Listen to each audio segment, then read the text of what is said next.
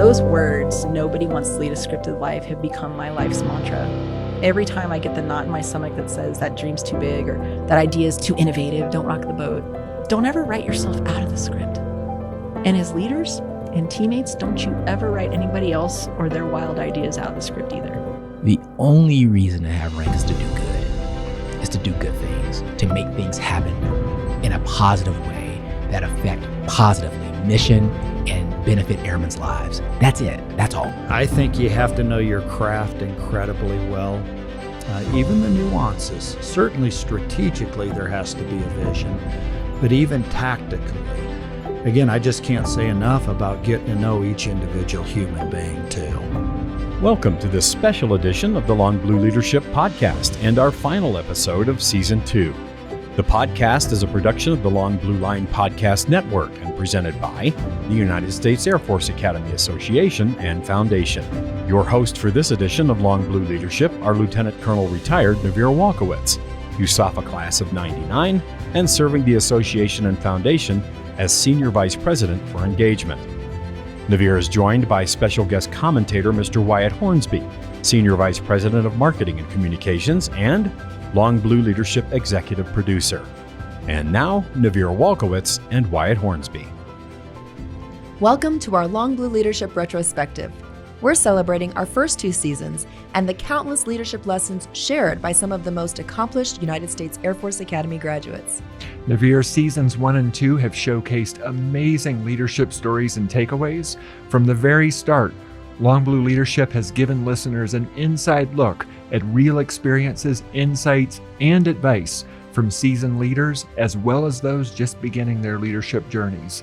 These deep dives have explored how leaders not only face challenges head-on, but also find ways to inspire and empower those around them. Yes, what really sets this podcast apart is the mix of our guests' perspectives on leadership.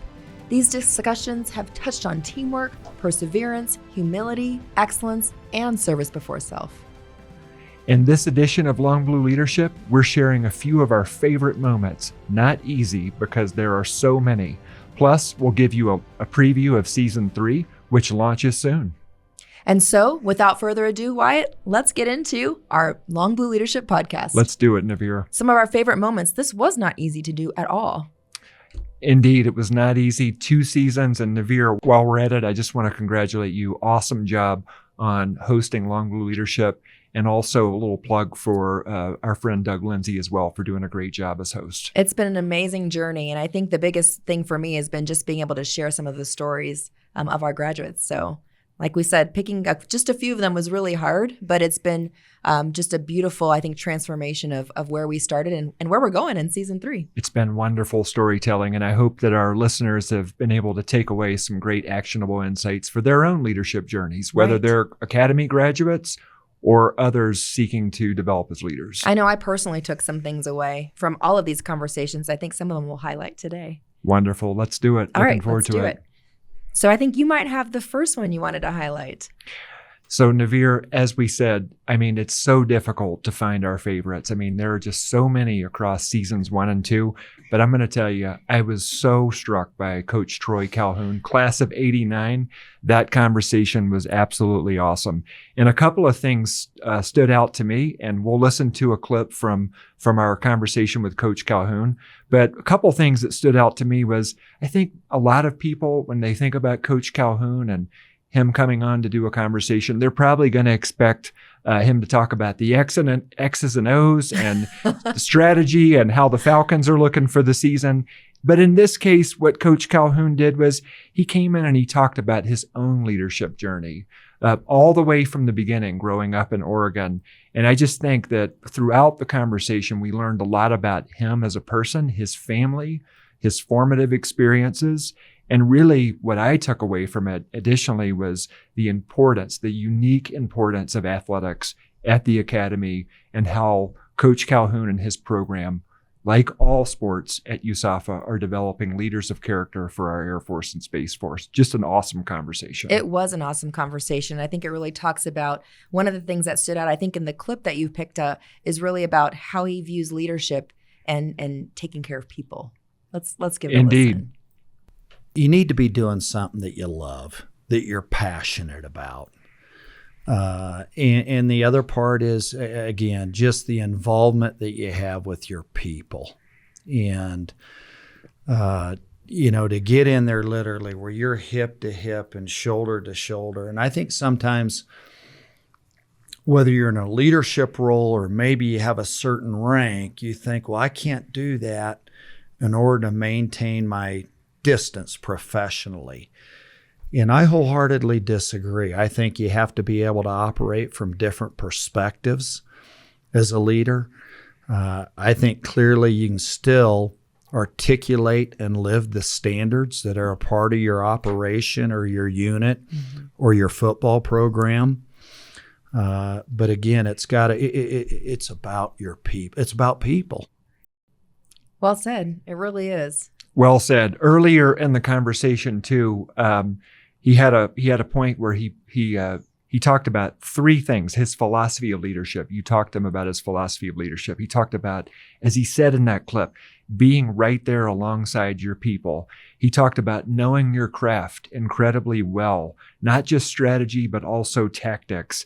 And as he mentioned in that clip really well, getting to know your people as humans and what makes them tick. It's easy to, listening to that conversation, it's easy to see why Coach Calhoun has been here for such a long time and been so successful as head football coach. I think one of the lines I remember him sharing about when we talked about leadership was, I think I asked him, like, it seems like it's really personal. And he says, absolutely, leadership is personal. It's about being, understanding who, what's going on in their lives. Because if you can understand what they're going through, then you can help them through some challenges and move them to, whatever everyone else is working through together. And so I really appreciated that he talks about getting to know his people on a personal level, and he challenges all of his coaches to do the same. I think there was a point where he even shared that if he knew some of the team members better than the coaches did, then that was a problem, right? And so I think he wanted to make sure that, being a good leader is knowing who your people are and what they need. That's right. It's just so instructive and inspiring to those of us who are developing as leaders. And I mean, it goes without saying, college football is changing. It's changing a lot. But I think for Coach Calhoun, he just talks about, as you said, that importance of relationships. And amid all those changes in college sports, staying focused on the relationship aspect, getting to know his players and his coaches, and remaining hyper-focused on that mission, developing leaders of character for the Air Force and Space Force. What was something that you took from that personally that, maybe has evolved the way that you lead or are thinking about leadership? I'm developing as a leader every day. I've had some tremendous mentors in my life, but I enjoyed what he talked about knowing your craft. I think that's really important because I think it helps you build credibility with those that you lead. Of course, you can't know everything about everything that you lead, but knowing your craft, understanding not just the strategies and the tactics. And I think that helps you build credibility with your team and provide the right leadership to set the vision and the priorities for your team. I love that. I think what I took from that conversation was really about being humble. I mean, to be where he is in his career. And I just felt across the table someone who is so humble in every day, learning from everyone around him and trying to really kind of give back in that way. That's something I always want to try to strive to do. I agree completely. And by the way, he talked about his younger sister, a 10-time All-American, which is pretty incredible. Right. She's also an Academy graduate. And I think if I recall, he said that he looks up to his younger sister. That's right. Yeah. So yes. I took that away too. Just a humble leader. I love that. Well, I'd like to go into one of my favorite moments, and it was with Brigadier General Gavin P. Marks, class of 96, the Commandant of the Air Force Academy currently. And this one was special for me, Wyatt, for multiple reasons. I have two cadets, as you know, that are going through the Air Force Academy under his leadership, but he was also my basic cadet commander. So when I was at the academy as a 4 degree, he was leading us through basic cadet training. And a funny story I'll share with you. When I was later in my career as a civilian working at Offutt Air Force Base, he was the wing commander at Offutt Air Force Base, and I was working at STRATCOM, Strategic Command. I turn around a corner, and I immediately go, Gavin P. Marks. And he started laughing, and he goes, what year are you? And I said, 99. And he said, it's good that you still remember my middle initial. But it stuck out to me. And then the funny thing after that, I said, I never knew you had so many teeth, because he would scare us. But the reason why this podcast was so special was because I think it brought me to a new level of understanding that, and remembering that we're all human, right? And so we all have things that we go through. And so to hear him from his humble days talking about his mom, I really just enjoyed his perspective on, his career, which wasn't necessarily a trajectory that he was planning. He certainly had some goals of, he would love to have been the commandant at the academy. But it certainly, it kind of moved in a way that we'll talk about in this clip. And so I'm interested to hear your thoughts on that conversation before we jump into the clip. He has extraordinary presence, General Marks does. And it came through not just in the podcast conversation. We had several reunions where he provided a senior leader briefing, and you can just feel that presence and that commitment and that dedication to the USAFA mission. And I'm really excited to hear this clip and then also share another thought on something from the conversation that really stuck out to me as well. All right, well, let's roll the clip. But as you command at higher levels, while the impact, and I probably should have said it this way, the impact that you would have on so many individual airmen's lives lessens, the impact that you can have on an individual airman's life magnifies based on rank. It is significant also. And I always, one of the things that I tell people all the time is that it's an oversimplification, but the only reason to have rank is to do good, is to do good things, to make things happen in a positive way that affect positively mission and benefit airmen's lives. That's it. That's all. And if rank becomes something different than that for you, you're in the wrong business, or we've given it to the wrong person, if I'm being honest with you. What did you think about when you heard that? I am glad that he is the commandant of cadets at the United States Air Force Academy.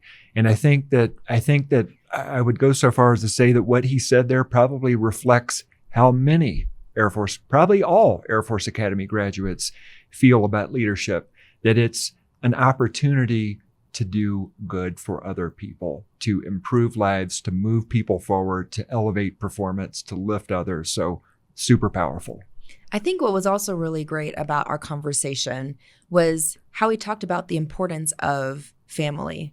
And I think sometimes when you think about a leader that's made it to such levels in their career, you think, well, it's career above everything else. But he actually talked about how there were a couple of times when he might have retired had he not had the support from his wife and from his family. And I thought that was really insightful as well, where he really consulted them on some of his biggest decisions. That's right. Perhaps his closest and most valued partners in life. Yes. I think that's something that our listeners, can really value. I know I took that to heart as well, because while it is important, and obviously our professional lives are such a huge part of our lives are much more holistic than that, right? I think having your networks of support in leadership are really important. I agree. And Naviere, while we're talking about General Marks too, I got to put in a plug. And I know we're not going to listen to this clip, but told an awesome story about a $20 bill and the honor code. Yes. And as I recall, he really talked about how that is one of the experiences that made him see this United States Air Force Academy. It's a unique and different kind of place. Absolutely. And so if you missed that, it's a great time for you to go back to longblueleadership.org and listen to that clip in its full entirety. That's right. Let's talk about Nicole Malachowski, class of 1996. This conversation, it was a recent conversation that you had with her, really stood out to me on a couple of different levels. Even as a child, she set her sights on what she wanted to do in life, which was to become a fighter pilot. She was focused on that. And at the height of her career, she had a very difficult setback that she spoke, I thought, very openly and vulnerably about. I just really appreciated that. But in this clip that we're going to play, Naviere, and I'd love to hear your reaction before our good friend producer Ted rolls it, I would love to just hear your thoughts about this clip and just some really important advice that a mentor provided to her at a key moment. I think you teed it up perfectly. I would say from sitting across the table, what I felt when I heard that was just a sense of pride in remembering that we all bring something to the table, and empowerment in not being afraid to go forward with it. So let's give it a listen. I remember thinking, thank God I didn't put myself out there. Thank God, Nicole, now I'm a 30-year-old captain, so I'm still a young person, Thank God you didn't risk failure. Who are you to think you could be a Thunderbird, silly girl, right? And in that moment, the weirdest thing happened. And I tell this story on stage sometimes.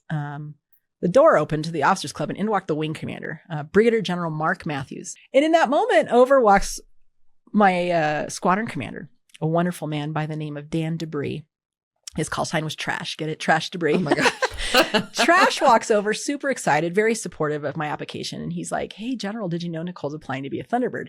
Now, man, I mean, you could have slowed down time. I was like, ixnay on the Underbird Thay. Like, this is terrible. Neither of these guys knew that I had removed my application. And Dan's standing there all proud. He's my squadron commander supporting me, a great man again. And Mark Matthews looks down at me, General Matthews, and he goes, that's great. How's your application going? And I'm like, I looked at him and here's what happened. I said, sir, it's hard to be a Thunderbird. I probably won't get picked. They haven't had a woman, so I don't want to waste anybody's time. Oh, you said everything. I said it. I said all of it. And he looked down at me, and I will never forget this. And I hope folks listening who have big dreams and gnarly goals remember this. He looked down at me and he said, Nicole, actually he said Fifi, my call sign, Fifi, nobody wants to lead a scripted life. And he walked away and left me in extraordinarily uncomfortable silence. And those words, nobody wants to lead a scripted life, have become my life's mantra. Every time I get the knot in my stomach that says that dream's too big or that idea is too innovative, don't rock the boat, I remember what he said. Because those words, like, they lifted the weight of the world off my shoulders, told me it was okay to dream big. It was okay to buck the status quo. It was okay to be different. He was telling me it's okay to risk failure in pursuit of personal and professional growth. And it's not so much, I think he's telling you and me to write ourselves into the script. What he was saying was, don't ever write yourself out of the script. And as leaders and teammates, don't you ever write anybody else or their wild ideas out of the script either. That is so powerful. I mean, I know that I have that inner critic, that voice, Yes. that sometimes tells me, write yourself out of the script. You're not good enough. You're not going to make it. Why did you do that? And probably a lot of us do, Naviere. What do you think? Oh, definitely. I mean, even up to that, she had that voice in her head, and she shared right before that clip, she finally got the courage to go into the group commander's office to submit that package.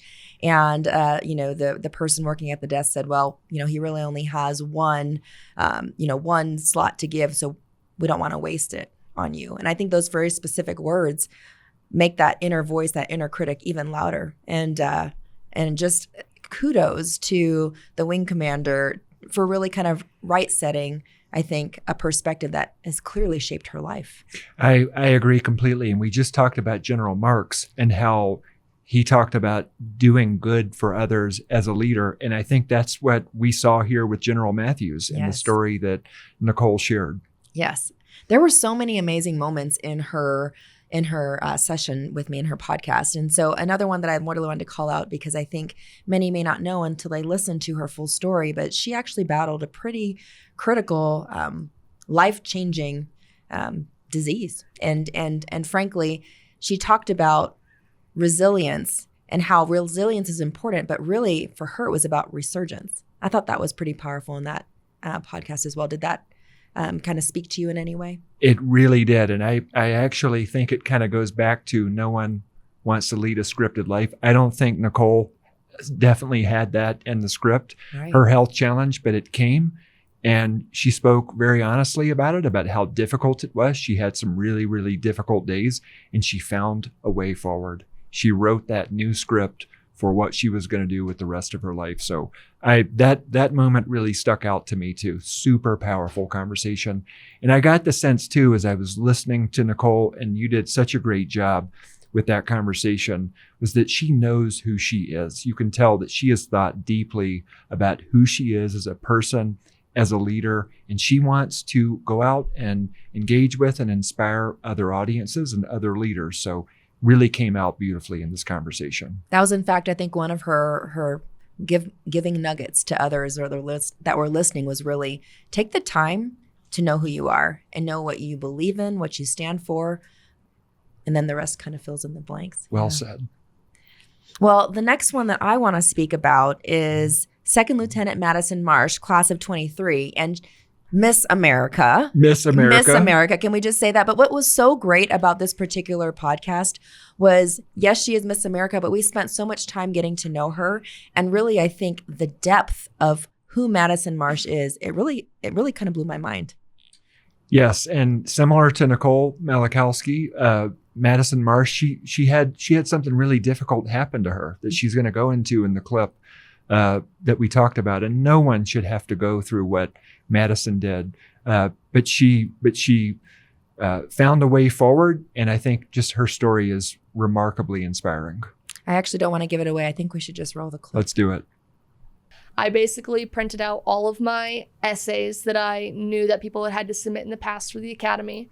I did resumes, I came with my GPA, everything, and I walked right up to my congressman and I handed it to him and I said, I want to go to the Air Force Academy and I want to be your nominee. And I'm sure he was like, who is that? I love every bit of that. So I was very firm Right. like early on. And so we were able to start an incredible relationship with one another. And so because I did that, I think that was maybe my junior year, early on in my junior year. When it came time my senior year, he fought for me all of the time to get my application in front of people because I was his principal nominee and we had a very, very special moment. So he called me on October 31st and told me that I had gotten early acceptance to the academy. And so I got to tell my mom, and the next morning she passed away. So having an experience like that that's why the academy and Congressman Womack are so special to me, because that was my dream for years, and my mom got to know before she passed away. And it's just, everything happens at the right timing and you never know until afterwards. And so now I get to be here. Now I get to wear the uniform. And even though she hasn't gotten to see it, she got to know about it. Mm-hmm. And it just, because of those first instances where I marched up to him and I said, like, I want to be here, I got to have experiences like that. And now I get to have wonderful experiences of now serving post-academy life. I mean, I think that clip still gives me feelings of in that moment where she shared that, because I had known that her mom had passed away. Mm-hmm. But I think what was so powerful about her sharing that story was in the bit of, believing in yourself, going full for something, and then having someone believe in you and champion you to the point where when you actually get there, and having her mom spend that with her before she passed. That moment was something really special. It really is powerful. It must have been an honor and a privilege to have been able to share that moment with Lieutenant Marsh. It really was. And I think her whole conversation, what really inspired me, first, the fact that she actually started a foundation in her mom's name, the Whitney Marsh Foundation, but also more so that it actually shaped how she was as a cadet.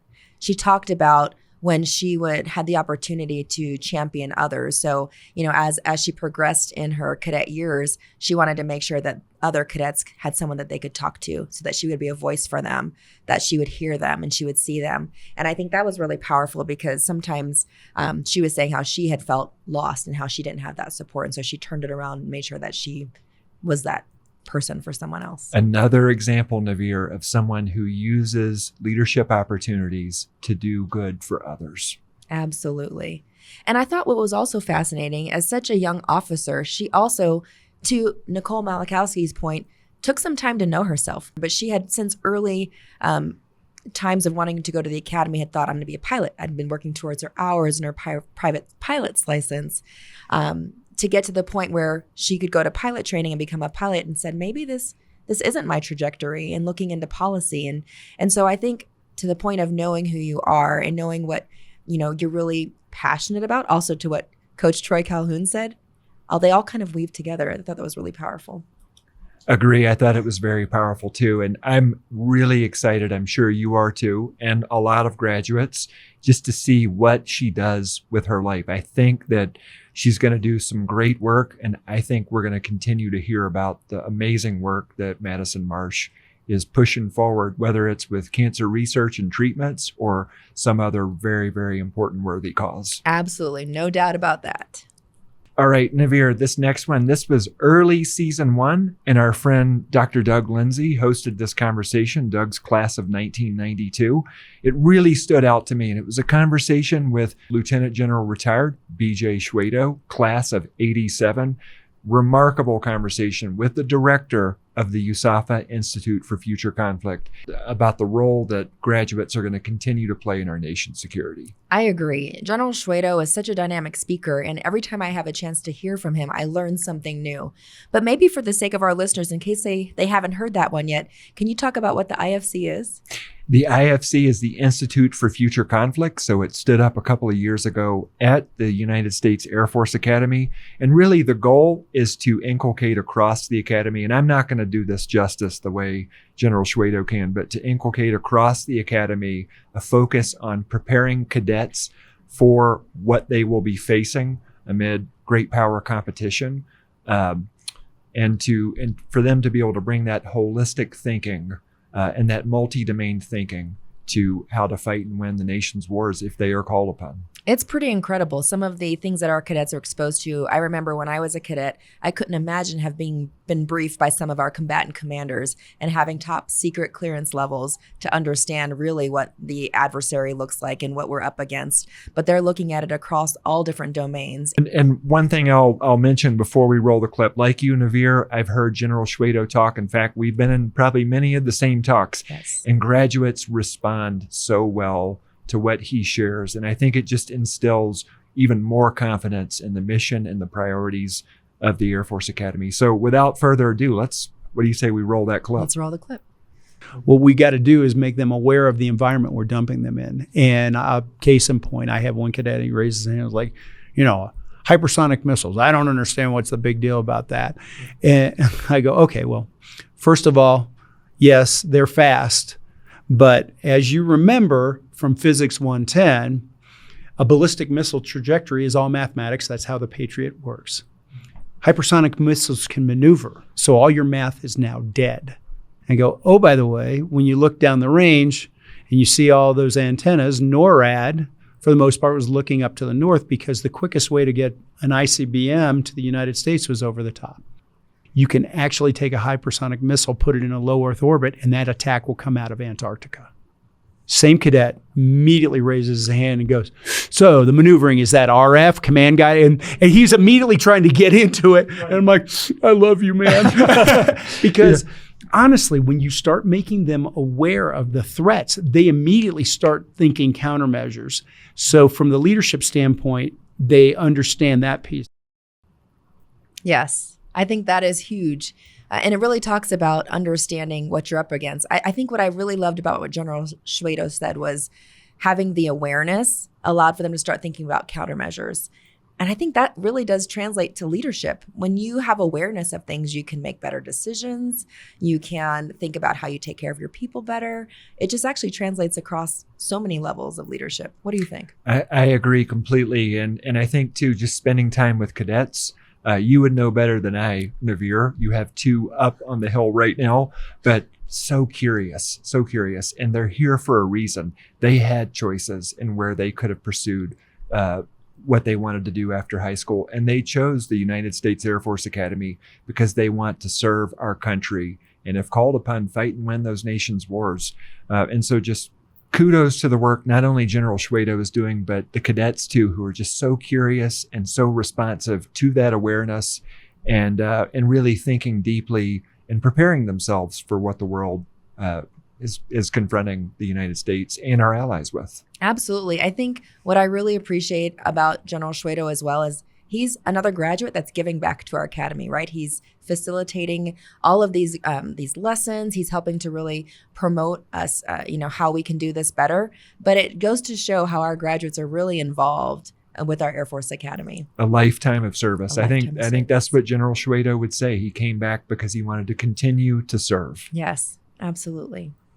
Well, the last moment that we'll talk about, and again, this was so hard because there were so many good ones, comes from Carl Falk, class of 98, the CEO of BotDoc. And this one was special for me, not only because we were at the academy together, but I didn't know him then. And I know him now as a parent of also a cadet at the academy.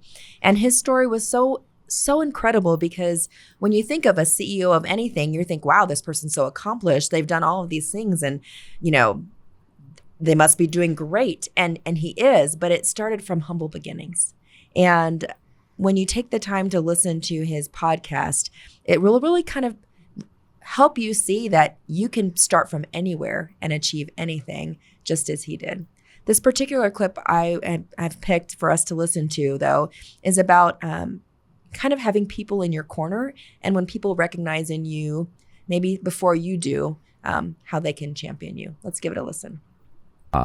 Being in Texas, there's more spotlight on football, and I had some very good coaches. My head football coach in high school, Coach Bubba Fife. Everyone in Katy knows Bubba Fife, and even to this day, he's still involved in the school district. But he was a big advocate for me with coaches that came by, and there's some stuff I didn't find out until later in life where, back then it wasn't common for the school to provide shoes. And, some guys had their own pads and stuff like that. And I remember my mom years later telling me that that actually Coach Fife came to her with money and said, this is get him some shoes. Sorry, that got to me a little bit more than I thought it was going to be. But, so I guess what I can say is there's been a lot of people. I'm where I'm today because of a lot of people throughout my entire life, and I have a lot to be grateful for. But I was very fortunate to have those coaches in my life because there was actually a time. This is actually a crazy story. There was a time where I was the big fat tuba player too. So I kind of did everything because I enjoyed it. But there was a point where I kind of had to make a decision because I was actually the guy that was playing football and then marching band and football, and that's really tough to do. And I had made up in my mind that I was going to quit football. And because I didn't have a dad around, and my mom wasn't really into sports, like I am and my kids are now. And I made up my mind, so I went to talk to one of the coaches, Coach Schubert, and I told him, I said I'm going to quit football, and I'm going to be in the band. And he looked at me, he goes, no. Right there. Sometimes the best answer you can get from a boss or a mentor or anybody is no. What do you think, Wyatt? And by the way, Naviere, I'm trying to figure out the logistics. How do you play football and participate in the band? I played football in high school. I just don't know how you do that. Probably didn't change your clothes. You probably wore your uniform though. Oh my gosh. Like I don't even know how you do that. But no, this was a extraordinary conversation. And one of the things I like about the conversations that you've led and hosted, Naviere, is really going back to the beginning. And my takeaway from that conversation with Karl and that clip that we just played, he's never forgotten where he came from.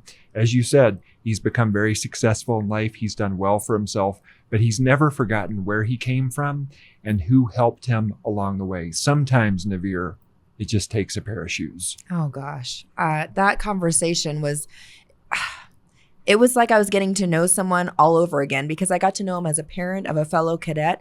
Him and his son Alec and Arden were cadets there at the prep school and now in the class of 27. But seeing him through his own eyes, it just opened up a whole new experience for me. And I think one of the things I appreciated about his conversation as well was he talked about some of the tough times in getting to be successful. And while he had those people in his corner that helped him get there, there were times when I think he even said, I didn't pay myself. Like we might have missed a meal so that my folks could eat when he was still building his business. And I think it talks about the grit and kind of hard work and perseverance it takes to become successful. So while he never forgot where he came from, he also talked about kind of the path to get there and just the resilience and all of that in that. And I thought that was a really powerful story he shared in his. Agree. And I would suspect that grit and that perseverance, those were formed early in life, but then also really developed when he was here at the academy. What do you think? Agree. And I think, and we talked about the lifetime of service that our graduates live. His company is actually given back to the class of 27 through various ways. And so I think it really does kind of show how, you never forget where you come from. And then when you can, you give in ways that are meaningful. I think that's really powerful too. That's right. Well, Naviere, that was an awesome conversation. I just so enjoyed revisiting those conversations. And again, just mad congratulations to you and thanks to you and Doug for just doing such a great job. I mean, this was tough. choosing the conversations that we just talked about, Really because was. there are just so many great ones. And I hope that our listeners will go back and listen to those conversations from seasons 1 and 2. But while they're at it, also tell others about Long Blue Leadership.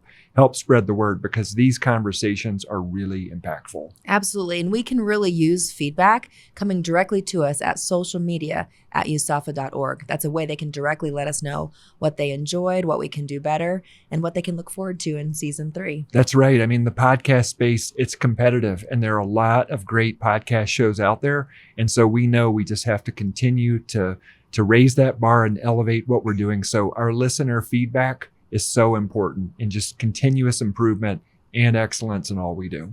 Well, thanks, Wyatt. Well, before we share what's coming up in season 3, we'd like to take a moment and thank you for listening to Long Blue Leadership. The podcast publishes Tuesdays in both video and audio and is available on all your favorite podcast platforms. Watch or listen to all episodes of Long Blue Leadership at longblueleadership.org.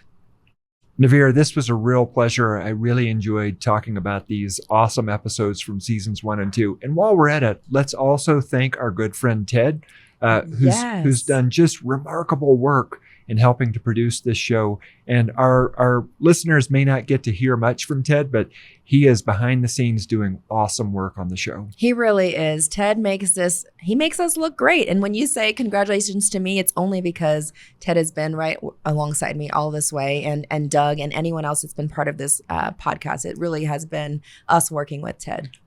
So Ted, I'm going to put you on the spot. Share with us a little bit about maybe a couple of your takeaways from seasons 1 and 2, and what this experience has been like for you. I can think about the first day I walked in the door, had my first eyes on the studio, and I'm thinking, we're going to have some fun here. We're going to touch some lives, and we're going to do some great things. And it's been a real privilege to be a part of the communications team. And I talk a lot about the people that I work with, but Naviere, you've become a partner, and together, along with everybody else on the team, we're looking forward to bringing some more of these moments to our listeners, and just sharing what leadership is all about. And we want to make it global. So season 3 coming, and lots of great things to come in season 3. I hope that sort of answers your question. The highlights for me are working with all of you. Oh, thanks, Ted. Thank you, Ted. Appreciate that. And speaking of what Ted was talking about, season 3 is coming up. Should we share some of the amazing guests we're going to have on the podcast? I think we should, Naviere. Okay. I mean, I am like you. I am so excited about season 3. We've got some amazing names, and Naviere, one of our guests is going to be Dr. Heather Wilson, class of 82, 24th Secretary of the Air Force. And she's also currently the president of the University of Texas, El Paso. So cannot wait to have I don't know whether to call her Secretary Wilson or Dr. Wilson. I'm sure I'm going to find out, because I'm so excited to have that conversation with her as well. Likewise. And Naviere, I think also we have a classmate who we're going to be talking to. A couple of classmates, actually. So one of them, Joel Neeb, goes call sign Thor, class of 99, Gold Will Shine, who has been a tremendous successful fighter pilot. He's authored some books, former CEO, but he dealt with some very specific, I think, health challenges that shaped a new trajectory for him. And I'm not going to give it away. I think that's what they'll learn about in the podcast. I've had a couple of opportunities to spend time with Thor, and I'm excited about this one too. I think it's going to be an awesome conversation. Yes. And his is one where it really is about family too. I think we're going to hear some of that. And then my other classmate is with the FBI. So Mark McCulloch, class of 99. And I think you've actually done a story on him recently in your team. I think we did a story on him in Checkpoints a couple of years ago, written by Jeff Holmquist. I can't wait for this one too. It's amazing what class of 99 is doing, but there's others. Who else shall we highlight today, Wyatt? Well, I'm really excited too we're going to have Matt Kuda on, class of 2005. He's involved in the defense industry and doing some really, really amazing work. Can't wait for that one. We also have some young alumni, current board directors that we'll be speaking to. One of them is a Young Alumni Excellence Award winner, Emma Przemyslowski, class of 2010. Can't wait to hear that one. And Emma, so she recently, as you said, received the Young Alumni Excellence Award. And I thought I knew Emma, and I learned a few things about her in our profile of her. So that's going to be an awesome conversation. Can't wait to speak with her. And then Joe Bledsoe, class president for the class of 2011, but also working with General Schwedo right now. That's at right. IFC. That's right. He's a fellow up in the Institute for Future Conflict. And again, just a remarkable graduate, a fighter pilot. Really looking forward to that conversation. We have so many amazing grads to share stories with, and we could go down the list, but I think that's a good one to kind of whet the appetite. What do you think? I agree completely. I'm just excited about season 3, and we'll get this going. Absolutely. Wyatt, this has been a blast. Thank you so much for joining me today. And thank you for inviting me, Naviere. This was a lot of fun. Absolutely. And we thank you for joining us as well. We can't wait to share our 3rd season of Long Blue Leadership beginning this February. You can expect more compelling stories from outstanding USAFA graduates, each sharing unique perspectives and practical advice on overcoming challenges and inspiring others. With a mix of thought-provoking conversations and real-life experiences, Season 3 promises to engage, inspire, and empower both seasoned and aspiring leaders alike. Visit longblueleadership.org for more episodes and to subscribe. Also, nominate a guest or send us your feedback at social media at usafa.org.